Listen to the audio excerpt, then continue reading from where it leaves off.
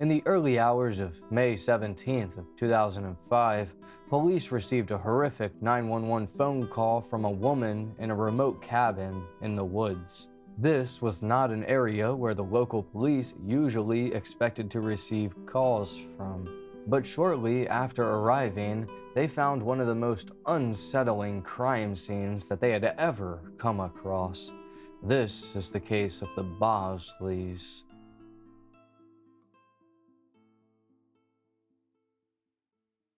Hello, friend, and welcome to High Time Crime.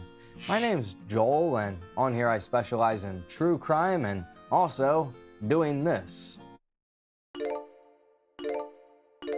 But anyway, today we're going over a case that combines all of the worst parts of human nature: lust, jealousy, anger, and greed. The people involved in this story had a life others only could dream of, but it's amazing how quickly dreams can turn into nightmares.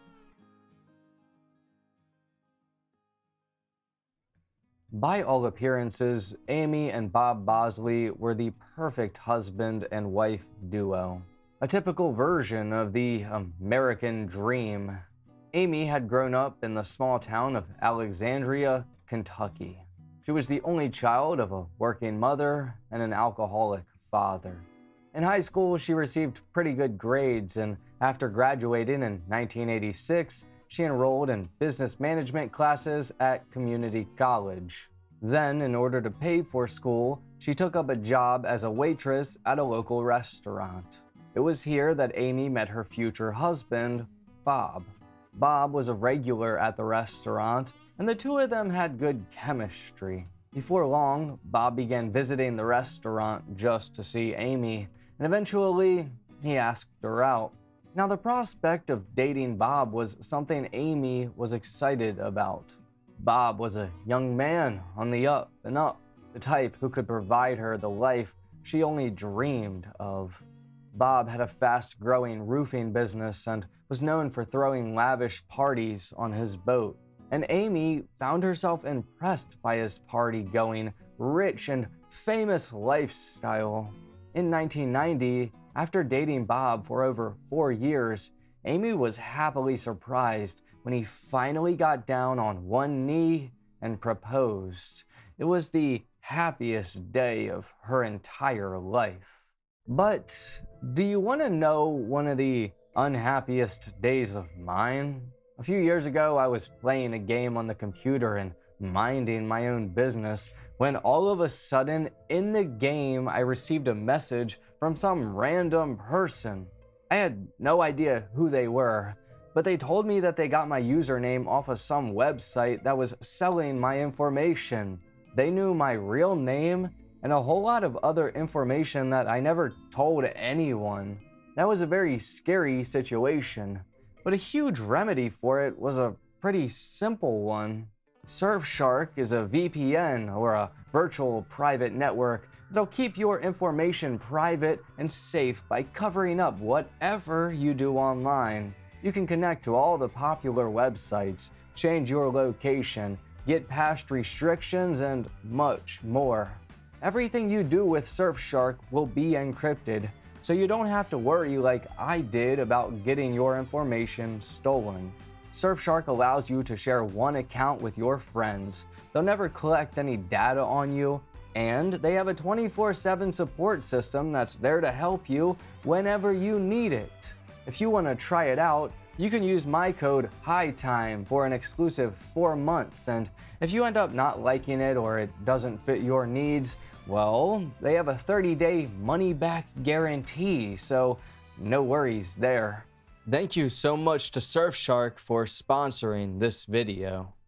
But as the years passed for Amy and Bob, it seems like things would only get better and better. By the early 2000s, the couple had 2 young children. First came a daughter, then a son. Meanwhile, Bob's roofing business only grew and grew and grew. Bob's business had become one of the largest chimney sweeping and roofing companies in the tri-state area, and he and Amy were racking in boatloads of money. so much that they were able to afford a 50-foot yacht, a private plane, a bunch of horses, and sports cars. At the same time, the lavish parties Bob was so fond of also grew and grew and grew. Except now, they were not only on Bob's large boat, but in and around the family's mansion. Party attendees would all sip champagne, get drunk, and hang out by the pool. And the person responsible for keeping track of all the money that provided them this lifestyle, well, that became Amy's job.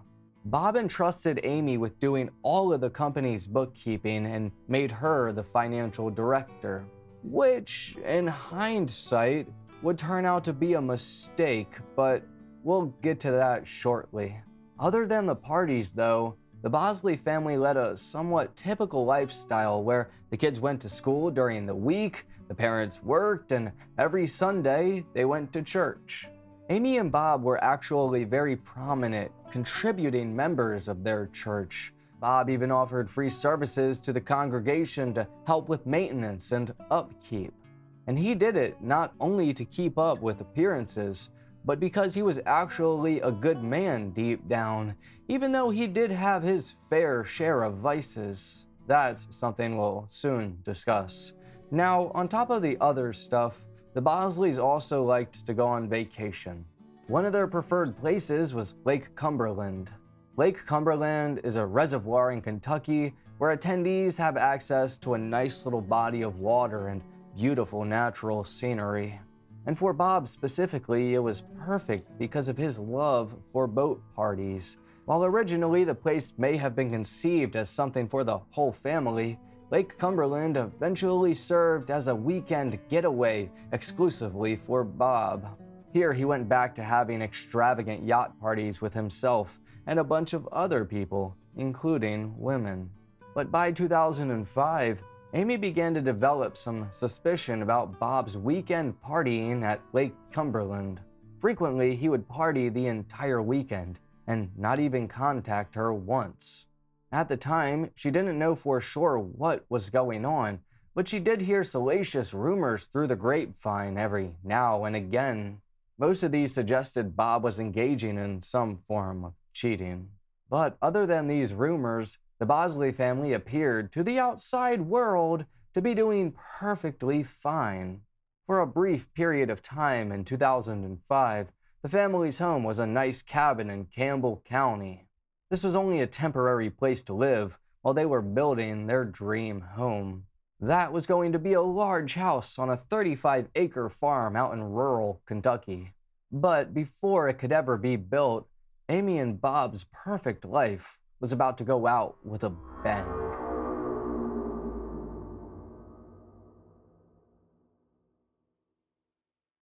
Around 12 a.m. on the morning of May 17th of 2005, the entire Bosley family were at their remote cabin home when Amy called the police about an intruder breaking in the house from the back entrance.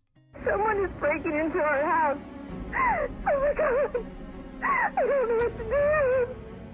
No, you can't go out there. It's my kid. In the house now? He just grabbed and he shot my husband. Oh my God. The dispatcher over the phone lost contact with Amy briefly, but when they reconnected, he sent out a team of police. When the police arrived at the cabin, they found the entire home in complete disarray.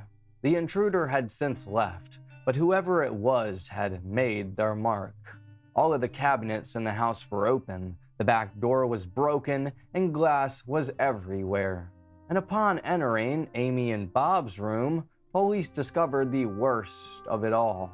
Laying face down on the couple's bed was a deceased Bob Bosley. Bob had been shot multiple times in the chest, leading to a massive pool of blood. 2 shell casings were found on the bathroom floor. Meanwhile, Amy was the only other person injured. Miraculously, the Bosleys' 2 kids were unharmed, but Amy had a bunch of cuts on her chest and behind her ear. Additionally, her shirt and clothes were torn. Now, the first conclusion authorities came to was that the break-in and murder must have been related. This was a natural conclusion to come to considering the state of the bathroom, which had open prescription drug bottles lying all across the floor. But before they did a thorough check of the home, police combed through the surrounding wooded area looking for the man who had broken into the Bosleys' cabin. Following an intensive search, however, they were unable to find anyone. Amy Bosley and her kids stayed at her sister's house, and the next day Amy, along with the police, gave a press conference.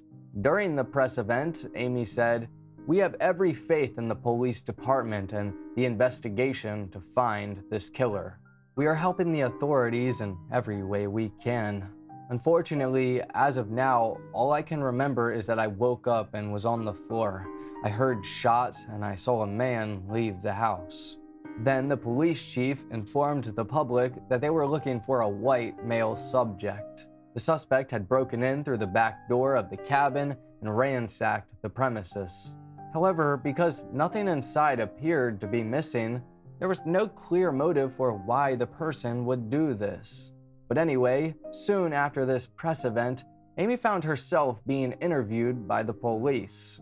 Amy told police in her interview that the subject who had broken into her and Bob's home was a Caucasian man about 5 foot 6 inches tall. Amy said the man had been wearing a stocking over his head and that he had a strong speech impediment. She suggested to the authorities that the suspect may have been one of Bob's disgruntled employees or a client or something. She even gave them the name of an employee that she claimed owed Bob money. Additionally, Amy told police that she suspected Bob was unfaithful to her and that he was a generally disagreeable person, the type who made a lot of enemies. In other words, only a day after her husband had died, she was blaming him for his own murder. But anyway, after talking to Amy, police got prepared to interview more people, including the employee Amy suggested to them. At this point during their investigation, the authorities wanted to tie everything together as best as they could. The only real evidence they had so far was Amy's interview and 911 call, and they were desperately in need of more. After questioning the employee Amy suggested police speak with, the man told the authorities that he had no involvement in what happened to Bob. That man's name was Noah Heim, and he was actually not only Bob's employee, but one of his childhood friends. Noah had a foolproof alibi for the morning of the murder, and he too desperately wanted to figure out who was responsible for his best friend's brutal murder. After his questioning, he was ruled out as a suspect. Now, around the same time investigators were proceeding with their investigation, one of their secretaries at Bob's company noticed something strange in the office. In the preceding days since Bob's murder, she had repeatedly seen Amy removing different items. This included 4 suits from Bob's closet, several cars, and a bunch of business-related documents. And soon, the authorities stumbled across a safe embedded in concrete at the Bosleys' office. However, they were unable to crack it open, so they resorted to enlisting Bob's father, who in turn hired a locksmith. Upon gaining access, police made a shocking discovery. Inside of the safe were lewd pictures featuring Bob Bosley along with a bunch of naked women. This all but proved Bob's alleged infidelity. And so the next person police questioned was a woman who Bob was rumored to be having an affair with, a woman who was in some of those pictures. Just like the man interviewed before her, the woman also had an alibi for the day of Bob's murder. So by this point, investigators were at a bit of a loss. That was until they discovered a key piece of evidence in the Bosleys' cabin basement. It was a metal baseball bat that, when examined, was found to have shards of glass in it. Other forensic analysis of the home concluded that the back door window was broken from the inside out. Then, when the police interviewed the Bosleys' 2 young kids, a clearer picture was starting to form of who the real suspect ought to have been. The eldest child was a girl, age 10, while the youngest was a boy, age 7. In response to the authorities' questions, the kids provided some rather interesting answers. They said that they heard the glass breaking after hearing the gunshots as opposed to before. Now, obviously, that wouldn't make any sense, because if a person broke in, they'd have to break in before murdering Bob, not after. So all of the evidence pointed in one direction, and that direction was a dark secret that Amy Bosley had been keeping from her husband for many years.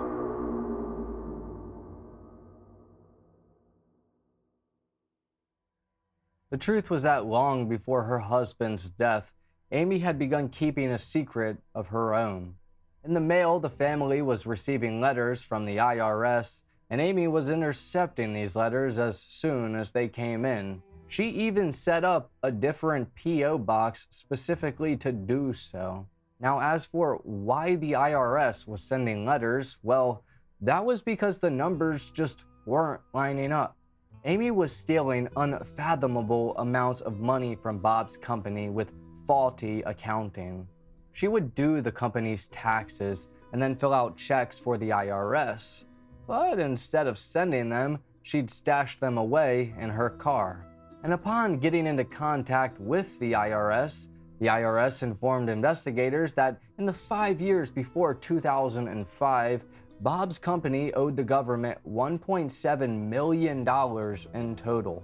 Shortly before Bob's death, an agent had met with Amy, and the IRS agent informed Amy that her husband was at risk of being put in prison for tax evasion.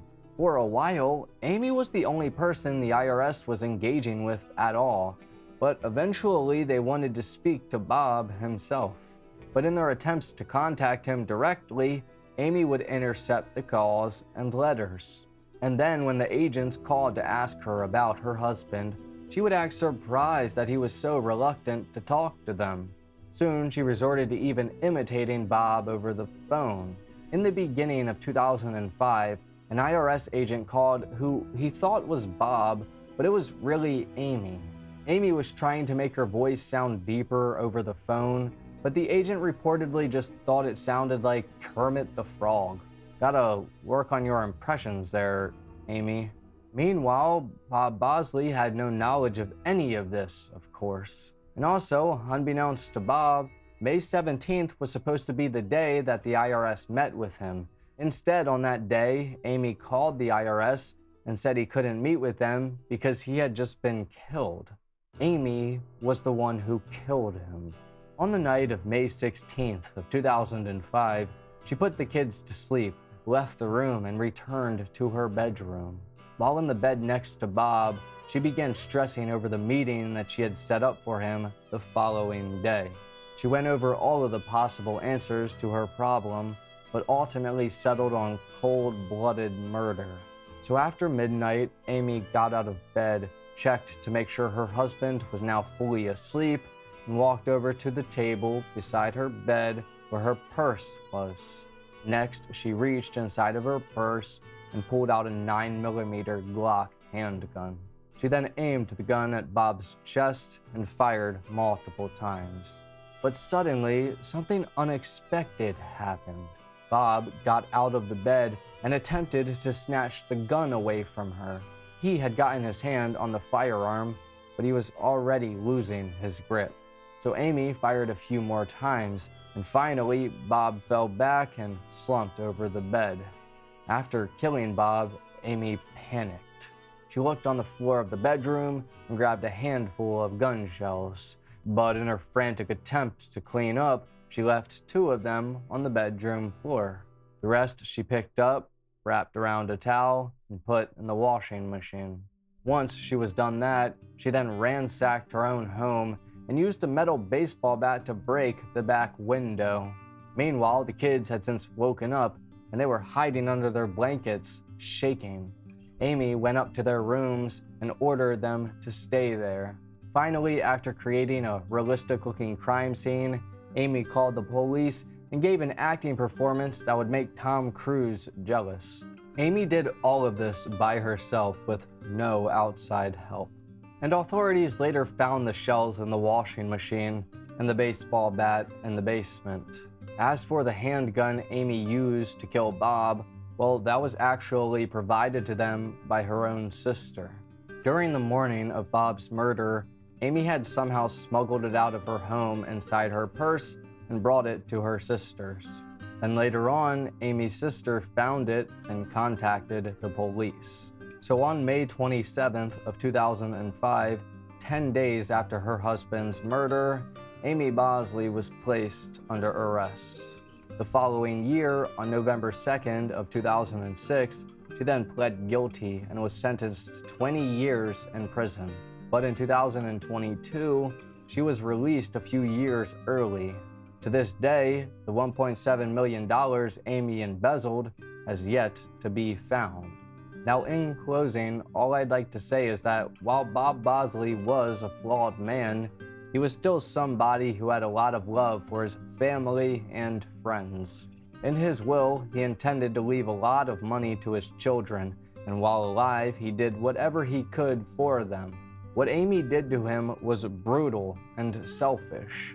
She could have dealt with things in a mature, adult manner. But instead, both of their kids had to grow up without their parents, and she herself had to spend nearly 2 whole decades in prison, and it should have been a lot longer. What a shame.